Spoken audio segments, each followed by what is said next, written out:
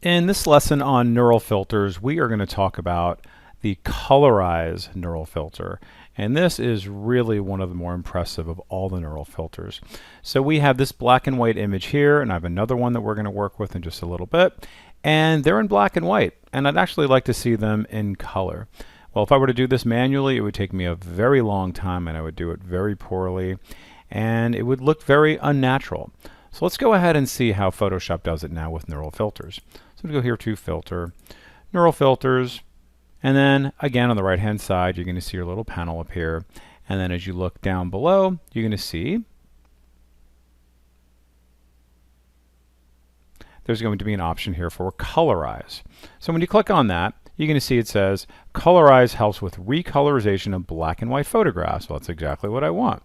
All right, you can see there's my original image. Okay, and then typically I'm going to tell you I do like this auto color image. There are ways for us to do it manually, but you'd be very surprised how remarkable of a job that Photoshop does when you do auto color. If you try to do things a little bit more manual, I have seen that it's a little bit sort of like kludgy. It's a little bit not super smooth. So let's go ahead and see what it's going to do right off the bat, right out of the box. When I click on Colorize, you can see it's processing it. And believe it or not, this does it a lot faster than some of the other filters. See that? It took about 3 seconds. And look how sharp that is, right? And it really understands, you know, what railroads look like and what grass looks like, what trees look like, okay? And then maybe you want to adjust the sky a little bit, totally up to you. But just know that you do have some options in case you did want to, let's just say, saturate it a little bit more. You want a little more blues, a little bit less magenta in there, right? All these things here, noise reduction, especially when you're working with old photos, that'll really give you some nice options there. Okay, so let's just go ahead and just see if I wanted to manually color, let's just say the sky to be blue. Okay, so if I click up here now, notice I'm getting this crosshair. I'm going to get that, and then I'm just going to go ahead and make the sky, I don't know, let's just try to find a nice blue color here. It's going to go kind of extreme a bit. Okay, and now you can see a little bit how that's kind of changed a bit, right? Let's just go ahead and make it go a little bit more. A little bit more, and you see it doesn't do it like perfect, but you can see it's doing some things, and it's also kind of added in some color to his hand. So I can always move these around, you know, so it's not kind of doing what it needs to do. But this is not something that I suggest, honestly, not at this stage. So I'm going to go ahead and remove this, and then remove the other one, and now we should be back. Now I'm noticing that that green that I thought was part of the sky is actually from the colorization. So let's go ahead now and just zoom in a little bit, and we can kind of see what's going on there, right? So there's just a little bit of a shadow that's happening there. So I might want to adjust that here as well. And then what can I do? Well, I can just make an attempt to kind of just bring some of that down to maybe the color of his skin, if at all possible. Let's try to find that.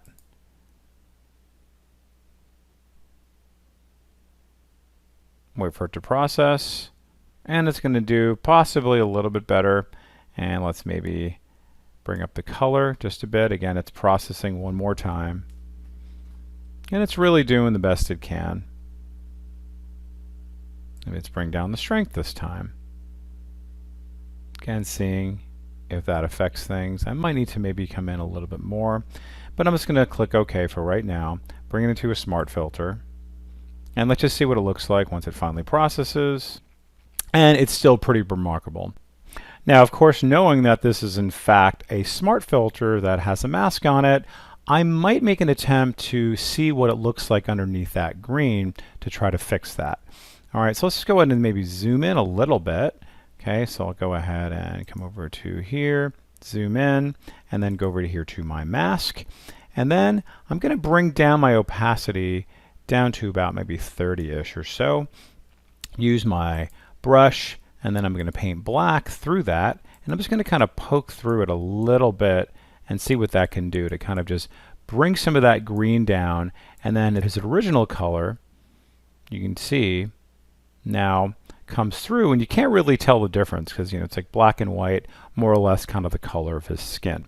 Okay, and of course when I was using that color picker, I could have actually just grabbed some of the skin color there and made it match, but I still find that that manual way of doing it is still a little bit behind its time for right now, but I'm sure it will improve. But you can see that does look much better. So if I switch this back, okay, let's go ahead and bring this back up to 100. You can see that green is still there. I switch this back, and now you can see, all right, not too bad. Now, let's go ahead and see what we can do with an old photo. What can we do to colorize this and what Photoshop will do for us? So let's go to Filter, Neural Filters, and then again, Colorize. Let's go ahead and turn that on, and automatically it's going to do the auto color image. You can see it's processing, it's doing its thing, and not too bad.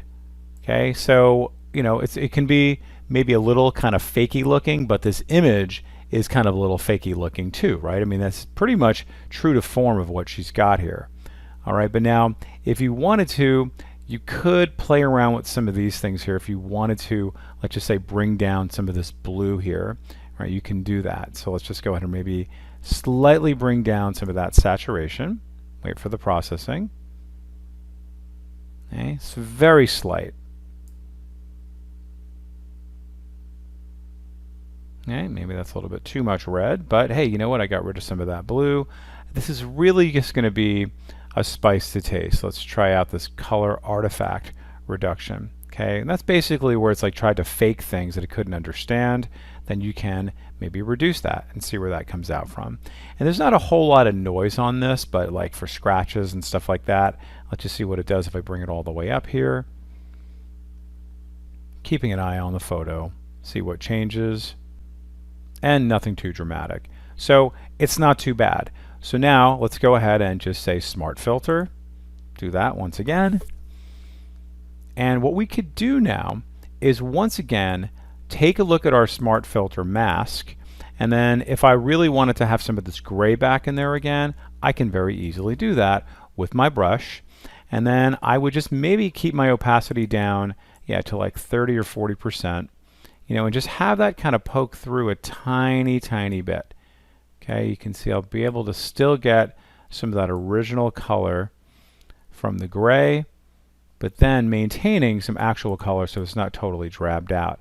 Maybe even on her face, I might want to consider that too, because maybe there's some texture there on her face, making sure again that my hardness is down to 0 and that my opacity is relatively low.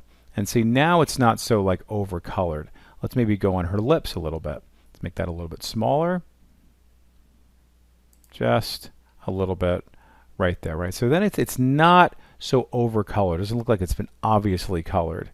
Okay, but I think the style of this makes it look like it's been colored just because of the way it was started, just because how it is. But it's pretty neat. So let's go ahead and turn it off. You can see what it looked like before. Now it's all colorized. So pretty impressive. Try this out. Find one of your own. In the next lesson, we are going to talk about how to restore old photos. That does take quite a bit of time. Keeping that in mind, it does need to cook for quite a bit. So keeping that in mind, but it does a pretty good job. And if you're not comfortable with doing it manually, it can be a nice little substitute. If you're not a subscriber, click down below to subscribe so you get notified about similar videos we upload.